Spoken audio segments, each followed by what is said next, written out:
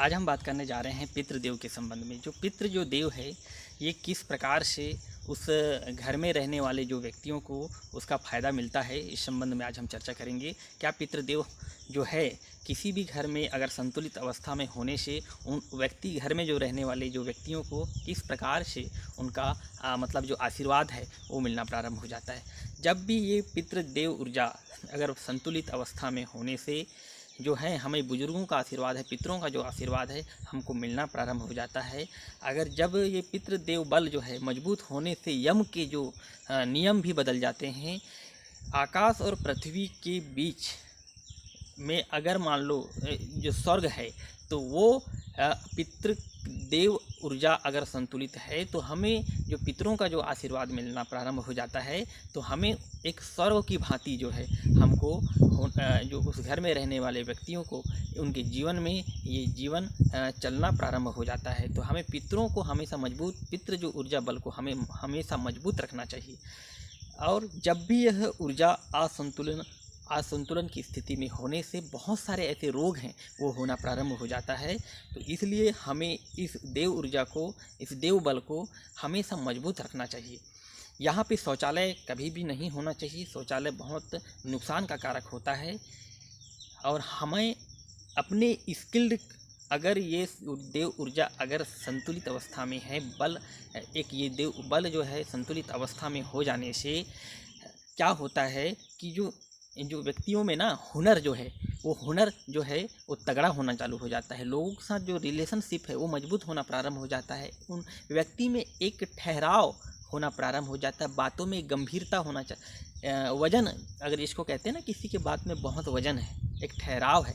तो जब भी हमारा पितृदेव ऊर्जा संतुलित अवस्था में होने से एक व्यक्ति में ठहराव होना प्रारंभ हो जाता है, एक उनमें एक वजन होना प्रारंभ हो जाता है। उनका एक कहना चाहिए स्किल्ड जो है वो तगड़ा होना जो शुरू होना प्रारंभ हो जाता है। तो इसलिए हमें कभी भी अपने घर में एक पितृदेव ऊर्जा को हमेशा संतुलित अवस्था में रखना चाहिए, अन्यथा हमको बहुत नुकसान मिलता है। हमारे जीवन में उसका बहुत बड़ा मतलब दुष्परिणाम देखने को मिलता है।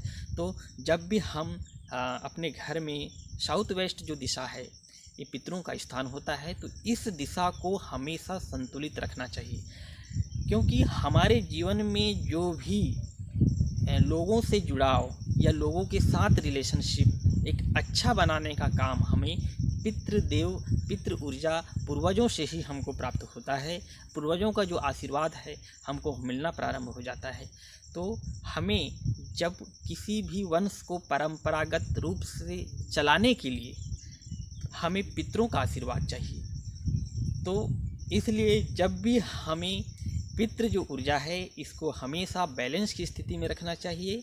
क्योंकि एक पितृ दो जो ऊर्जा है, कहते हैं ना, कभी कभी किसी की कुंडली में, पत्री में पितृ दोष उत्पन्न होता है। तो क्या होता है कि घर में साउथ वेस्ट जो दिशा है ये दिशा इम्बैलेंस हो जाने से उसमें घर में पितृ दोष जो है वहाँ पर पितृ के जो स्थान पे असंतुलन हो जाने से, वो किसी भी रूप में हो, तो अगर असंतुलन हो जाने से ये देखने को मिलता है कि उस घर में उस व्यक्तियों को वो इसका जो प्रभाव है वो देखने को मिलता है। तो हमें घर में जब भी हम किसी भी चीज़ का, भवन का या कोई निर्माण काम कर रहे हैं, तो पितरों को एक संतुलित अवस्था में रखना बहुत ज़रूरी है। तो आज हमने देखे कि पितृ जो ऊर्जा है किस प्रकार से मतलब एक घर में रहने वाले व्यक्तियों को, उस घर में रहने वाले लोगों को किस प्रकार से फ़ायदा मिलता है। तो हमें हमेशा पितृ जो ऊर्जा है उसको संतुलित रखना चाहिए, उसको मजबूत रखना चाहिए, उसे कभी भी दूषित नहीं करना चाहिए। अगर वो दूषित होता है तो हमें विभिन्न प्रकार के जो रोग हैं वो आना प्रारंभ हो जाता है। इसलिए हम ये जो ऊर्जा को कभी भी दूषित नहीं करना चाहिए। पितृ जो बल को हमेशा मजबूत रखना चाहिए। पितृ बल मजबूत होने से यम के जो नियम हैं वो भी बदलना प्रारंभ हो जाता है। तो इसलिए हमें ये प्रयास करना चाहिए कि पितृ बल जो है हमेशा मजबूत रखें और हमारे घर में इसको संतुलन बना के रखना चाहिए।